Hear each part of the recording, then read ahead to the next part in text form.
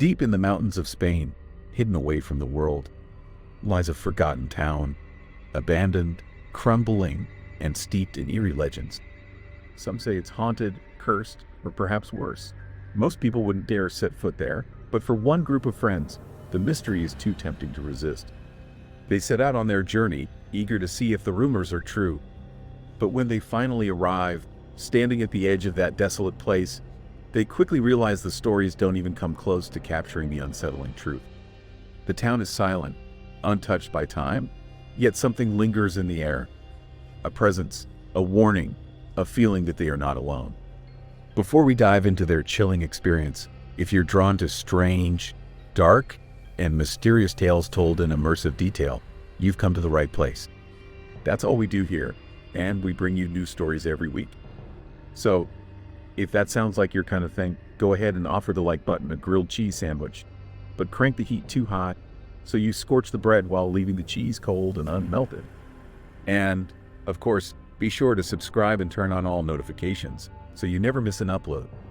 Now, let's step into the abandoned town and see what's waiting in the shadows. On the crisp afternoon of October 16, 1991, Enrique Martinez knelt beside a moss-covered log, carefully drawing his pocket knife across the delicate stem of a mushroom. With practiced precision, he freed it from the earth and placed it gently in his wicker basket, adding it to the growing collection he had gathered that day. Rising to his feet, Enrique took a deep breath and let his gaze wander over the valley below. It was stunning, an endless stretch of green, rolling hills, the kind of untouched beauty that made a man pause and appreciate the silence. This, more than anything, was why he loved coming out here. He wasn't alone. His wife, Anna, stood a short distance away, searching through the underbrush for more mushrooms, while their two friends, Jorge and Sofia, wandered nearby, deep in conversation. Jorge, ever the thrill-seeker, had been the one to suggest they come to this particular spot, not for the mushrooms, but for something far more intriguing. Tucked away in the mountains of northeastern Spain, Lusera was a place wrapped in legend. Stories of hauntings and strange occurrences clung to its crumbling walls like mist, whispered among locals who avoided the place altogether. Jorge had heard the rumors and was eager to see if the town lived up to its eerie reputation. But Enrique, he couldn't have cared less. Ghost stories and folklore didn't interest him. What mattered was the thrill of foraging, wandering through the wilderness, filling his basket with prized mushrooms, and, for a little while, escaping the chaos of daily life. Back home in the bustling port city of Tarragona, Enrique's world was anything but quiet. He worked long nights as a bartender, pouring drinks for an endless stream of customers, surrounded by noise and movement until the early hours of the morning. Life was busy, fast-paced, and at times overwhelming. Out here, though, everything slowed down. The forest was peaceful, the air crisp and clean. It was exactly what he needed. At least, that's what he thought. Because soon, Enrique and his friends would realize that Lusera was more than just an abandoned town with ghost stories. Something was waiting for them. Enrique took one last lingering look at the breathtaking valley stretching before him, then turned back toward the mountainside, scanning the underbrush with practiced eyes. He was searching for something in particular, a rare mushroom known as the bloody milkcap. It was a prized find, especially for grilling, its earthy flavor pairing perfectly with meat. That was the plan. They would gather as many mushrooms as they could, and later, when they returned from their trek, Enrique would prepare a feast for his wife and their friends, an evening of good food, good company, and the satisfaction of a successful foraging trip. Slowly, the group continued their climb, weaving through the dense foliage, their footsteps crunching against the damp earth. The air grew cooler as they gained elevation, and soon, through the gaps in the trees, they caught their first glimpse of their destination. Perched high in the mountains of northeastern Spain, Lusera was more than 900 years old, its history stretching back so far that some of its ruins predated recorded time. It had never been a large town. At its peak, it housed no more than 300 residents. But those last few families had fled over 40 years ago, leaving behind nothing but whispers and ruins. Jorge, leading the way, was practically buzzing with excitement. He had read about Lusera's dark reputation, the stories of hauntings, of eerie disappearances, of something lurking in the forgotten corners of this place. That was why he had insisted they come. The others were less convinced. Enrique, for one, was more interested in the mushrooms than the mystery. But as they neared the town's outskirts, even he felt a shift in the air, the way the world seemed to hush, as if the land itself was holding its breath. The group reached the remains of one of the first buildings at the town's edge. Its foundation was still intact, and 3 stone walls remained standing, though the roof had long since caved in. The structure was nothing more than a shell, a ghost of what it once had been. And yet, standing before it, none of them spoke. For the first time since they had set out that morning, a strange, uneasy silence settled over them. Something about this place felt wrong. They stepped carefully over the uneven ground, moving closer to the crumbling structure at the edge of the town.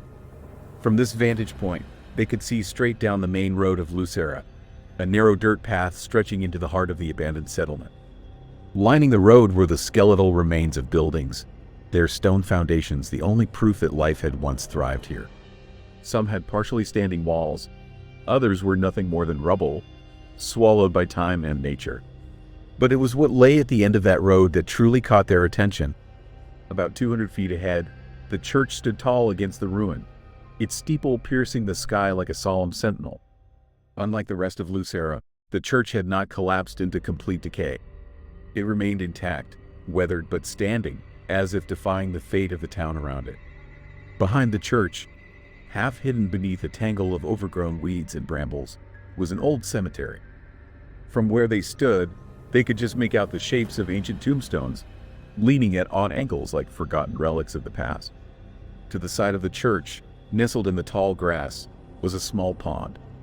Its surface was still, save for the occasional ripple from a frog's croak, the sound breaking the heavy silence of the town. The friends stood there for a long moment, saying nothing. They had expected this place to be eerie. Jorge had told them all about the legends, the ghost stories, the rumors of hauntings. But standing here now, Lusera felt different. It wasn't just eerie, it felt wrong. And then, almost as if the town itself had sensed their arrival, the mist began to rise. It crept in slowly at first, curling around the ruins like ghostly fingers. But within moments, it thickened, swallowing the road, the church, the cemetery, everything. Jorge had mentioned this mist before. During his research, he had read that Lusera was known for this phenomenon, that at night, the town was completely consumed by a dense, ghostly fog. Now, watching it unfold before their eyes, it didn't feel like a natural occurrence. It felt like something was hiding them from the rest of the world. The mist was rising faster now, curling through the ruins like something alive. It was the middle of the day, yet already, the town was beginning to disappear into its eerie white embrace. The friends stood frozen for a moment, staring down the road as the fog thickened. Finally, Jorge broke the silence. "Hey, I want to show you guys something," he said, his voice filled with excitement. Without waiting for a response, he grabbed Sofia's hand and began jogging toward the church. Enrique and Ana exchanged a quick glance before following behind. They had barely taken a dozen steps when Enrique instinctively turned back, just to check, just to see the spot where they had been standing only moments ago. His stomach twisted. The building was gone. Not literally, of course. It was still there, but completely swallowed by the fog. Where there had been crumbling stone and overgrown grass, there was now nothing but shifting, ghostly white.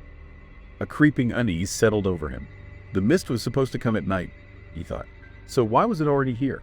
He hesitated for a second longer, then forced himself to shake it off.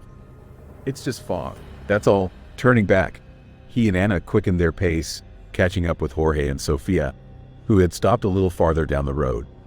They were standing next to something strange, a rectangular stone slab, about 2 feet tall, jutting abruptly from the ground. Jorge rested a hand on top of it, a smug smile spreading across his face. "This," he said, grinning with satisfaction, "is what I wanted to show you." Jorge's grin widened as he ran his fingers across the surface of the ancient stone slab. The cold, weathered rock stood defiantly among the ruins, as if it had been waiting for them. "This," he said, his voice low and dramatic, "is the stone. And people say it holds dark powers." The others exchanged uneasy glances, but Jorge continued. "This is one of the oldest things in all of Lusera. Centuries ago, Muslim armies used to march through here. Actually, that's where Lusera gets its name.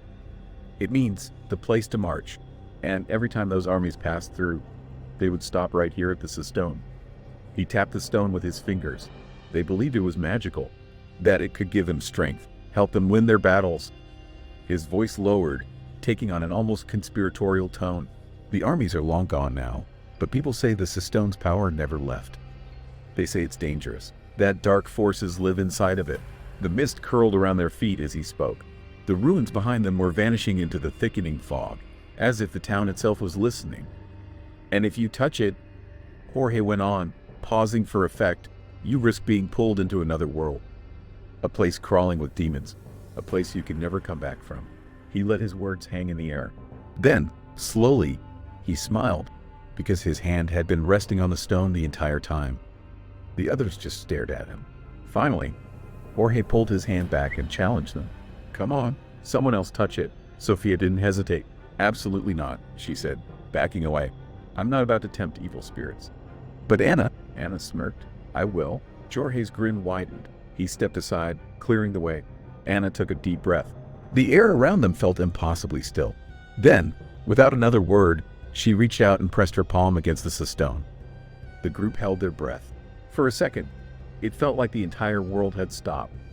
They half expected something to lash out from the stone, to grab Anna, to pull her in, to make her disappear. But nothing happened. Anna pulled her hand away from the stone, shaking her head with a grin. The group burst into laughter, their earlier tension melting away. See, nothing happened, she said, playfully nudging Sophia. Jorge chuckled. Guess the demons took the night off. But just as Enrique joined in the laughter, something shifted. The sound of croaking frogs from the overgrown pond suddenly exploded in volume. It was as if someone had turned a dial, amplifying the noise until it was almost deafening. Enrique's smile faded. Slowly, he turned toward the source of the sound, his body tensing. Through the thickening mist, he could just barely make out the pond in the distance, near the abandoned church. The water's surface was still unbroken, but the frogs, hidden somewhere in the reeds, were going wild. It felt wrong, like something had disturbed them. His eyes narrowed, searching for an explanation. And then, for just a moment, the fog shifted. The church loomed behind the pond, its shape barely visible through the swirling white. And in one of its tall, shattered windows, something was standing there. A dark figure, motionless, watching. Enrique's breath caught in his throat. His pulse pounded in his ears. Then, just as quickly as it had appeared, the fog rolled back in, swallowing the church whole. The window was gone. The figure was gone. Enrique stood frozen, his mind racing. Had he imagined it? Had the mist played tricks on his eyes? Before he could even process what he'd seen, a voice jolted him back. Enrique! He turned sharply. It was Anna, grinning as she gestured toward the stone. Come on, your turn! Touch the stone. Enrique scanned their faces. They were all smiling, laughing, completely unaware. None of them had seen it. Enrique glanced at his friends, then back toward the church, though the thick fog still hid the window from view. Had he really seen something? No, that was impossible. Just a trick of the mist, a shadow, his imagination. He took a slow breath, forcing himself to shake it off. When he turned back, Jorge and Anna were still grinning at him, expectant. They weren't going to let this go. Fine, Enrique muttered. He stepped forward, reaching out. The moment his palm pressed against the stone, everything changed. A chill swept through the air, like an unseen force had stolen the warmth around him. But beneath his fingers, the stone was warming up. It pulsed with heat, as if something inside it had woken up. And suddenly, he didn't want to move his hand. The sensation was intoxicating. He could stay here forever, just standing like this, his palm flush against the stone, soaking in its warmth. It felt incredible, but deep inside, a whisper in his mind clawed its way to the surface. Get away. Something was wrong. Let go. A shudder crawled down his spine, and finally, with a sharp inhale, Enrique yanked his hand away. Everything snapped back to normal. The air lost its chill. The stone was just a rock again, cold, unremarkable. He stared at his palm, his heartbeat drumming in his ears. What the hell had that been? Jorge and Anna were still grinning, waiting for him to say something. Well, Anna asked eagerly. Behind them, though, Sophia wasn't smiling. She was stiff, arms crossed, eyes darting between them in the stone. She was the only one who hadn't touched it. "Guys," she said, her voice tight. "We need to get away from this thing. I don't want to keep tempting evil spirits.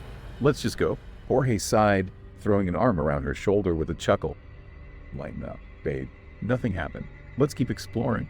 But as they turned away from the stone, Enrique couldn't shake the feeling that something had changed, and that whatever had been inside the church window was still watching. Jorge took Sophia's hand, leading her down the fog-laden road toward the church. Anna hurried after them, practically skipping like an excited child, eager for whatever lay ahead. But Enrique didn't move. He stood there for a moment longer, his fingers still tingling from where they had touched the stone. That feeling, the warmth, the pull, the way his mind had screamed at him to let go. Even now, his body felt different, like something had shifted inside him. Like something had changed. And then there was the village itself. The fog had thickened, swallowing everything around them. The world beyond was gone. Lusera felt wrong. Every instinct told him to leave. Now, but Enrique didn't want to be the one to ruin the night. So with a steady breath, he pushed the unease down and followed his friends. As he walked, the mist parted just enough for him to glimpse the pond. The frogs were still croaking, louder than before. Beyond it, the church loomed. And the window, the same window where he had seen something. Now, it was empty. Relief washed over him. At least his friends hadn't gone inside. They had passed the church completely, heading toward the cemetery behind it. Good, because even though Enrique had convinced himself that the thing in the window wasn't real, there was still a part of him that never wanted to go near this church again. He quickened his pace, skirting around the edge of the building to reach the cemetery. But just as he passed the pond, something made him stop. He turned. His gaze snapped to the window. Empty, but it was like an invisible thread had hooked into him, pulling, tugging him closer. He took a step toward it, then another. His friends weren't paying attention anymore. They were already wandering the cemetery, their voices drifting through the thick night air. Enrique kept walking. Soon, he was right in front of the window. Enrique peered through the window, his breath fogging the cracked glass. Inside, the church was nothing but a hollowed-out ruin. The wooden pews were long gone, but their ghostly outlines remained imprinted on the dust-covered floor. The pulpit, where the priest had once given sermons, was nothing more than a jagged splinter of wood, barely recognizable. The entire space felt abandoned, forgotten. And yet, something lingered. Enrique leaned in, closer. The air inside the church felt different, thick, oppressive, like it was pressing against him, urging him to step through the opening. His fingers gripped the edge of the crumbling window frame as his body tilted forward. He should back away, now, but he couldn't. The pull was overwhelming, drawing him deeper, closer, inside. Then, the frogs. Their croaking, already loud, grew deafening. It was as if the entire night had been swallowed by their voices, an endless, suffocating wall of sound that drowned out everything else. The weight of it filled his ears, his chest, his mind. And still, he leaned in. Just beyond the church, in the cemetery, Anna, Jorge, and Sophia strolled between the worn gravestones, their laughter cutting through the thick night air. Anna bent down to read the inscription on a weathered headstone when something nagged at the back of her mind. Enrique. She hadn't heard him, hadn't felt him near. Straightening, she turned, scanning the graveyard. He wasn't there. A flicker of unease crawled up her spine. Anna walked toward the cemetery gate, gripping the iron bars as she looked around the side of the church. And there he was. Enrique stood frozen in front of the window, his entire body tilted forward, as if something inside was pulling him in. "Enrique," she called. He didn't react. She tried again. Nothing. A chill prickled at the back of her neck. Something about the way he stood, the unnatural stillness, the way his hands gripped the window's edge, sent a pulse of fear through her. Without hesitation, she marched toward him, closing the distance quickly. She reached out and shook his shoulder. Enrique jolted back, his body snapping upright as if a string had been cut. For a moment, he just stood there, staring at her, his face blank, confused. Anna frowned. "Come on," she said gently, her voice light, trying to shake off the unease. "We're all in the cemetery. Let's go." Then, without waiting for a response, she turned and skipped away toward the others. Enrique didn't move. He just stood there, the echoes of the croaking frogs still ringing in his ears. Anna wandered through the cemetery, her eyes trailing over the weathered headstones, each one telling its own quiet story of the past. The air was thick with the weight of history as she strolled, her footsteps soft against the cold ground. She paused before one particularly intriguing gravestone, its intricate carvings catching her attention. Stepping back for a better look, her foot accidentally nudged something heavy, a large cross, marked with a line drawn across it. Before she could react, the cross tipped and crashed to the ground with a sickening crack. The sound echoed in the silent cemetery, sharp and jarring. Jorge and Sofia, who had been standing a little distance away, heard the noise and immediately turned their heads. They exchanged a glance and quickly understood what had happened. Jorge couldn't help but laugh, his voice light and teasing. "Oh boy, Anna," he said, his grin wide. "Now you've upset the evil spirits in this town. You better fix that now." Anna, already feeling the panic rise in her chest, tried to laugh it off, though she could hardly mask the unease creeping into her stomach. She had just desecrated a grave in what was rumored to be a haunted town, and it didn't feel good. She knelt hurriedly, attempting to set the stone back on its base, but no matter how she positioned it, it wouldn't stay. The break was too severe. As she fumbled with the stone, trying to piece it together, Jorge's laughter echoed in the air, and he continued to taunt her about the spirits that would surely come after her now. But while Anna struggled with her misfortune, Sofia, standing next to Jorge, began to grow uneasy herself. Her curiosity got the better of her, and she asked, her voice tentative, "Hey, Jorge, is it true this place is haunted? I mean, really haunted? What's the deal?" Jorge's laughter died down as he turned to look at Sofia, his expression shifting to something more serious. The teasing glint in his eyes faded, and he nodded slowly. "Yeah," he said, his voice quieter now. "I think it really is haunted." He paused, allowing the weight of his words to sink in before continuing with a story that had been passed down through generations. A story that gave Lusera its eerie reputation. It all goes back to October of 1873. During the Civil War, Jorge began, his voice low and steady, pulling them into the tale. One of the rival armies used the caves in the mountains near Lusera as makeshift field hospitals. It was in one of these caves that a famous general named Ceres was brought after being wounded in battle. And that's where he died.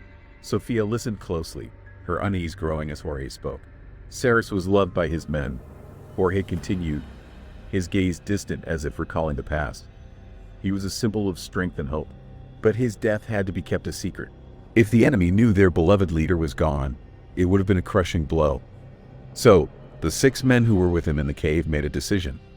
They built a coffin for Ceres, carefully placing his body inside it. Jorge paused for a moment, letting the weight of the story hang in the air. Then, in a whisper, he added, "But it wasn't just his body that was sealed in that coffin. It was the secret of his death, too. A secret that would haunt the town for years to come." As the words settled, the sound of Anna's attempts to put the broken headstone back together seemed to fade into the background, overtaken by the chilling reality that something far darker might be at play in Lusera. Something tied to the land, the history, and the spirits that never left. The early morning was still shrouded in darkness when the 6 men quietly gathered in the shadows of Lusera. They moved with a sense of urgency, carrying the heavy coffin containing General Ceres's body. Despite the cold air, their steps were swift and deliberate as they made their way up the mountain. They had a secret to keep, one that could shatter the morale of an army and shift the tide of the war if it were ever discovered. With grim determination, they reached the town cemetery behind the church and buried Ceres under the cover of night, hiding his death from the world. Weeks passed, the town settling into an uneasy calm, but in the mountains above, the war raged on. Unbeknownst to the townspeople, the rival army still searched for their beloved leader. The soldiers, unaware of Ceres's fate, believed he had gone into hiding somewhere in Lusera. One day, 5 armed soldiers ascended the mountain, their boots crunching on the rugged terrain as they made their way toward the town. Their mission was simple: find General Ceres. They believed he was here, somewhere among the villagers, hiding in the shadows. With weapons drawn, the soldiers began storming through the town, bursting into homes, ransacking rooms, and demanding answers. With weapons drawn, The soldiers began storming through the town, bursting into homes, ransacking rooms, and demanding answers. They dragged terrified civilians into the streets, shouting threats, promising death unless someone revealed where Saris was hiding. The town was on edge, the tension unbearable, as the soldiers' search grew more desperate with each passing minute. Then, after what seemed like an eternity, an elderly man, weathered and bent by the years, could bear it no longer. He stepped forward, his voice trembling but resolute. "General Saris is dead," he said, his words heavy with the weight of truth. "He's buried in the cemetery behind the church." The soldiers, skeptical of the old man's claim, scoffed. They demanded proof. The elderly man hesitated. "I don't know exactly where," he admitted. "I just heard the rumors. That's where he was buried." The soldiers exchanged looks, frustration mounting. "Take us there," they ordered. Now, reluctantly, the townspeople gathered, following the soldiers toward the cemetery. The air grew thick with tension, the sound of footsteps crunching on gravel the only noise. Once they reached the cemetery, the soldiers wasted no time. They ordered the townspeople to start digging, tearing through the graves with unrestrained fury in search of Saris's body. As the digging continued, a strange noise began to swell in the background, the croaking of frogs from a nearby pond. At first, it was barely a whisper, but it quickly grew louder, almost deafening, as if the frogs were responding to the chaos unfolding in the cemetery. The soldiers tried to ignore the sound, but it persisted, growing more insistent, more maddening. The leader of the soldiers, frustrated by the distraction, strode over to the pond, gun in hand. He fired shot after shot into the water, hoping to silence the croaking, but it only intensified, as if mocking him. Finally, after what felt like an eternity of failed attempts to quiet the frogs, the leader gave up and turned back toward the cemetery. The digging had come to a halt. The townspeople, exhausted and defeated, stood by their shovels, waiting. They had unearthed every grave, except one. The leader's eyes swept across the graveyard, scanning the rows of disturbed earth until his gaze fell on a single, untouched grave. It stood there, conspicuously alone, as if it were waiting. The earth around it was undisturbed, the gravestone standing tall and silent, untouched by the chaos that had consumed the rest of the cemetery. The leader's heart raced. There was something unnatural about it, something that didn't sit right. He stepped closer, his boots crunching on the ground, and as he did, the frog's chorus grew even louder, as if urging him to take notice. And as his eyes lingered on that one grave, he realized with chilling certainty they had been digging in the wrong place all along. The leader of the rival soldiers stood over the grave, his gaze fixed on the one plot that had been left undisturbed. The earth around every other grave had been torn apart, but this one remained untouched. It was as if it was waiting for them to notice. With an air of authority, he pointed and demanded, "Dig that one up." At once, the townspeople froze, stepping back in unison as if they had suddenly become afraid of something far greater than the soldiers' guns. They exchanged nervous glances, unwilling to approach the grave. Finally, an elderly man from the crowd, his voice trembling, stepped forward. "That grave," he said, his words heavy with fear, "contains the body of an old woman who died not long ago. She was, well, some said she was a witch. It's dangerous to disturb her grave, but the soldiers didn't care about superstition or rumors." The leader's eyes narrowed, and without hesitation, he raised his gun. "Dig it up, now." With the barrel of the gun pointed at them, the townspeople had no choice. They hesitantly shuffled forward, digging with a sense of dread hanging thick in the air. When they finally unearthed the coffin, the soldiers wasted no time. They threw open the lid, and a collective gasp rose from the crowd. There she lay, the woman who had been buried just weeks before, her body eerily preserved. Her skin was pale, unnaturally so, but not yet decayed.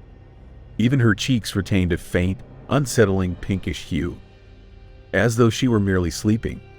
Her lips were slightly parted, as if she had been speaking when death had silenced her. But it was her eyes that sent a shiver down everyone's spine. They were wide open, fixed directly on them. It was as though she were staring into their very souls, still trapped in her grave, unblinking and unyielding. A cold silence descended on the crowd as they stood frozen, staring at the woman, too terrified to move or speak. The silence was soon broken by the townspeople's cries of terror. Screams filled the air as they backed away from the coffin, their hearts racing with fear.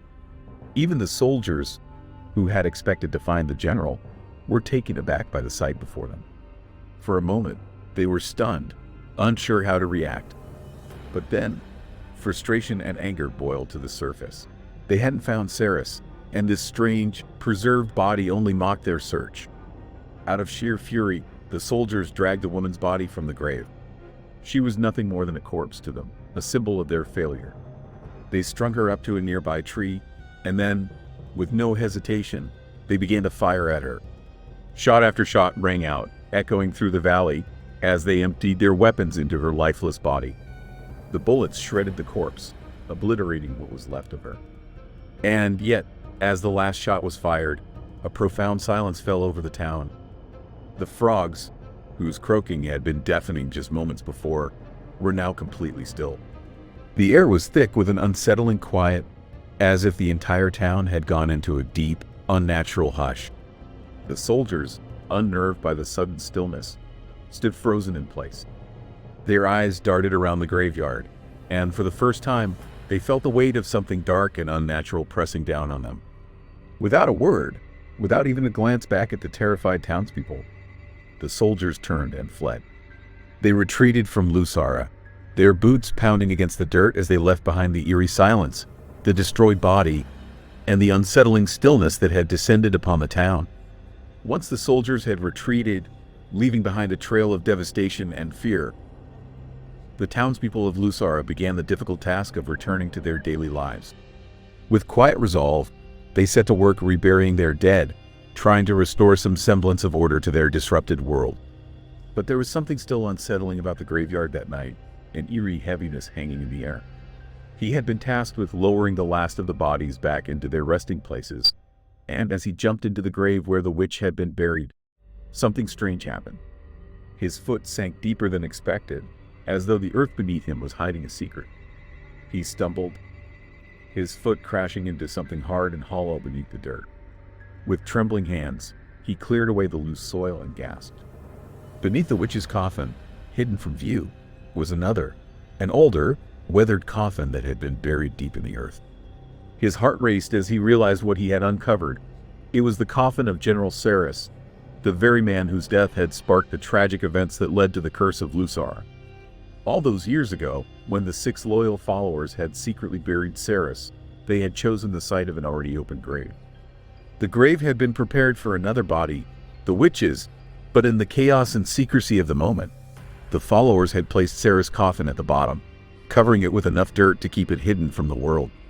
The next day, the witch's body was lowered into the grave, her coffin resting innocently atop the general's final resting place. It was a mistake no one had noticed at the time, and the townspeople, believing her to be a witch, had etched a simple horizontal line across her headstone. No name, no inscription, just a mark that would come to symbolize the town's darkest secrets. But now, with the witch's grave desecrated and the general's final resting place disturbed, the curse of Lusera was far from over. The town's soil grew barren, crops refused to grow, and plagues of insects and illness began to descend on the town like a suffocating fog. One by one, the people of Lusera fell victim to the strange forces at play, and by the 1950s, the last of the residents had been driven out, leaving behind a ghost town shrouded in mystery and whispers of a curse that could never be lifted. As Jorge finished recounting the tale, Anna stood frozen, her gaze fixed on the ground, her heart pounding in her chest. In her mind, the pieces of the story began to fit together in an increasingly horrifying way. The gravestone she had accidentally knocked over and broken, the one she had carelessly bumped into while wandering the cemetery, had a horizontal line etched across it. The very same mark that had been on the witch's headstone. The very same grave. Anna's blood ran cold. She had desecrated the resting place of the witch, unknowingly unraveling the dark thread that bound the town's cursed fate. A sense of dread washed over her as she slowly looked up, her eyes wide with fear. The weight of the town's tragic past, and the realization of what she had done, made her feel like she was being watched by unseen eyes, as if the curse had been awakened once more. Anna was about to call out to Jorge and Sofia, desperate to leave the eerie cemetery behind. when something caught her eye at the base of one of the crumbling walls. There, nestled in the damp earth, was the perfect bloody milk-cap mushroom, just the kind her husband Enrique had been searching for. Her heart skipped a beat as she knelt to pick it up, thinking about how pleased he'd be when she showed it to him. But as she turned around, eager to share her discovery, something felt wrong. Enrique wasn't there. Her pulse quickened. Had he followed her back into the cemetery after she saw him by the church? She tried to remember, but her mind felt cloudy, the fog around her thickening. Had he been with her, or had she imagined it? "Enrique?" she called out, her voice trembling. There was no response. She called again, louder this time, but the silence swallowed her words. In a growing panic, Anna turned to Sofia and Jorge, who were barely visible through the thick fog. "Have you seen my husband?" she asked, her voice urgent. "Is he in here? Do you know where he went?" Both Sofia and Jorge shook their heads, their expressions blank with confusion. "No, we haven't seen him," Jorge said, his voice distant, as though still caught in the strange atmosphere of the place. Anna's heart pounded in her chest. This whole situation was starting to feel too much like the ghost stories she had heard growing up. The fog, the cemetery, the sense that something unseen was watching. It was all too much. She could feel the panic creeping in, the fear that something was terribly wrong. Without another word, she dropped the mushroom and bolted for the cemetery's entrance. Her legs moved on their own, her breath ragged as she pushed through the thick fog, desperate to find Enrique. Sofia and Jorge exchanged uncertain glances. They didn't fully understand Anna's urgency, but they saw the wild look in her eyes and didn't want to be left behind. They followed her, their steps slow and hesitant, unsure of what had set her off. The fog clung to them as they walked, thick and suffocating, making it hard to see more than a few feet ahead. As they turned the corner of the cemetery, following the path that ran alongside the church, they heard Anna's voice echoing faintly through the mist. "Enrique," her call was strained, growing more desperate with each repetition. They moved on, trying to catch sight of her, but the mist made everything feel distorted, unreal. Shadows flickered and danced in the fog, casting fleeting figures that seemed to move just out of reach. Each time they neared, the shadows would vanish, leaving only empty air in their wake. Sofia and Jorge's hearts raced. The sound of Anna's frantic voice was the only thing that tethered them to reality, but the strange, shifting shapes in the fog made everything feel like a nightmare. They kept moving, following the echoes of her calls, but the more they searched, the more it felt as if they were chasing shadows. Always just a little too late. Sofia's grip on Jorge's arm tightened with every step. The more they walked, the more she could feel the tension in the air, a heavy, oppressive weight that seemed to settle over them as the fog thickened. Jorge, who had been trying to make light of the situation earlier, joking about how evil the place felt, was no longer smiling. His steps grew quicker, his eyes darting around nervously as the strange, eerie atmosphere of Lusera began to seep into his own thought. They moved faster, drawn by Anna's frantic calls, the sound of her voice cutting through the thickening fog. But as they neared the cemetery, something strange happened. The frogs by the pond, whose croaking had been a constant in the background, suddenly grew louder, overwhelming everything else. The sound surged, a deafening chorus that seemed to fill the entire world. Then, just as abruptly as it had started, the frogs fell silent. In the eerie stillness that followed, all Sofia and Jorge could hear now was Anna's crying, the raw, guttural sound of grief. It was unmistakable, and it sent a chill running through both of them. They exchanged worried glances, unable to see Anna through the thick fog, but determined to find her. Following the sound of her sobs, they hurried toward her voice, hearts pounding. As they got closer, the fog seemed to swallow them whole, narrowing their world down to nothing but the sound of Anna's cries. Finally, they reached her. Anna was crouched, her back to them, right where Enrique had stood earlier, staring into the church window. She was trembling, clutching something tightly to her chest. Sofia and Jorge approached cautiously, their hearts heavy with dread. They reached down and gently placed their hands on her shoulders. When Anna turned around, her tear-streaked face was nearly unrecognizable with sorrow. In her arms, she held Enrique's wicker basket, the one he had been using to collect mushrooms. "He's gone," Anna whispered, her voice choked with grief. "He's gone." The words hit Jorge and Sofia like a punch to the gut. They stared at each other in stunned silence, trying to process what Anna had just said.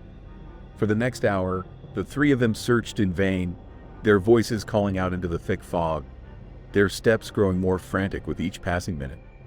The darkness was creeping in, and the air was thick with a chill that only seemed to deepen the longer they searched. But despite their best efforts, Enrique was nowhere to be found. No trace of him, not even a footprint.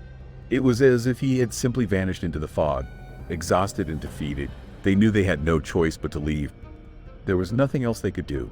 With heavy hearts, they turned back toward the town, their minds a whirlwind of confusion and fear. The next day, a massive search was launched. Authorities, along with anyone willing to help, combed the area around Lusera for days. But despite their relentless efforts, no one ever found a trace of Enrique. His disappearance remained a mystery, a shadow hanging over the small town. The only thing left behind was the wicker basket that Anna had found, a silent reminder of the man who had simply vanished without a trace. After a week of searching, the authorities finally called off the search. They told Anna that, most likely, her husband had wandered off and died somewhere in the vast, unforgiving landscape. They reassured her that, eventually, hikers would come across his body. His remains would be found, though no one could say when. But Anna couldn't accept that. She refused to believe that Enrique had just vanished without a trace, and the thought of him lying somewhere, alone, in the wilderness, haunted her. So she kept going back to Lusera, returning time and time again in search of answers. She wasn't ready to give up on him. In January of 1992, 3 months after Enrique's disappearance, Anna, Sofia, and Jorge returned once more, determined to search again. They walked through the fog, retracing their steps through the town that had so thoroughly gripped them with its chilling mystery. The air was heavy with expectation, though they still had no answers.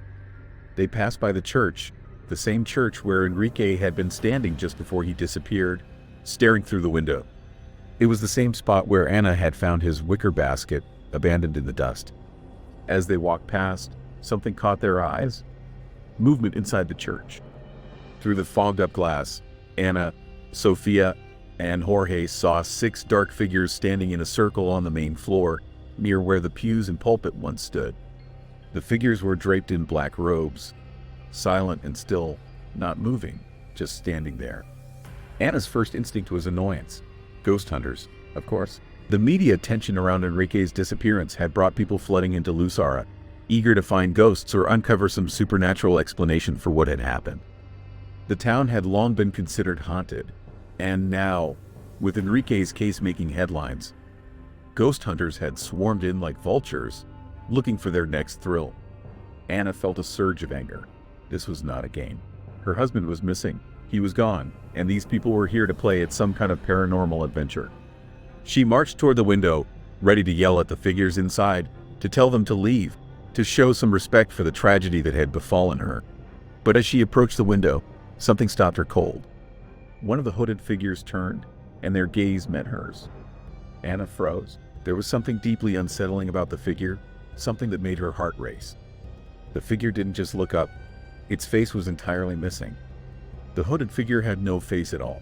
It was as though the fabric of the robe swallowed it whole, leaving only an empty, dark void. Anna's blood ran cold, and instinctively, she backed away. This wasn't a ghost hunter. This wasn't some prankster with a costume.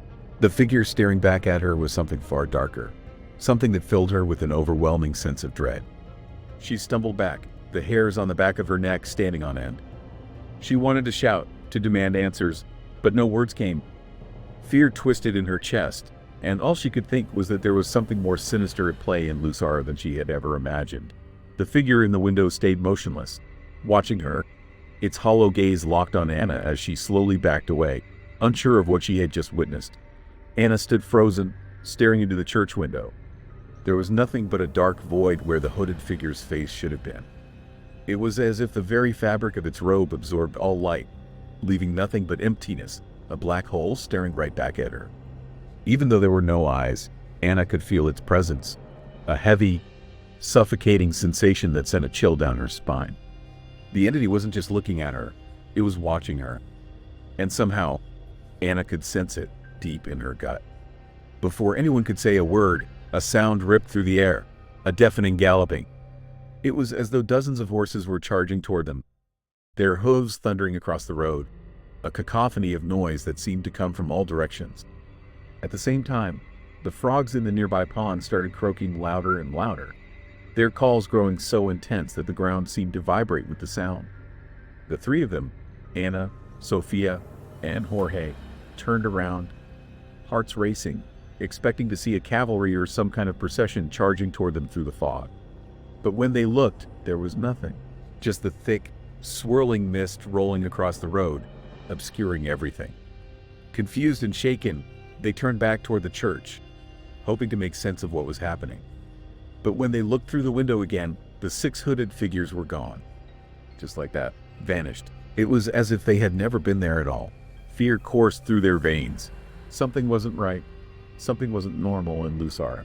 The strange events, the vanishing figures, the sound of galloping hooves. It was all too much. They couldn't shake the feeling that they were being watched, that something was drawing closer. Something dark and dangerous. Without another word, Anna, Sophia, and Jorge turned and ran. They bolted, their footsteps echoing in the fog as they fled Lusera, hearts pounding in their chests. Enrique was still missing. No one had any answers. No one could explain where he had gone or why. The authorities had stopped searching, their conclusion that Enrique had simply wandered off and died somewhere. A theory that Anna couldn't accept. The mystery of Lusera deepened. It wasn't just Enrique. There had been others who had vanished in this cursed town, people who had walked into its misty streets and were never seen again.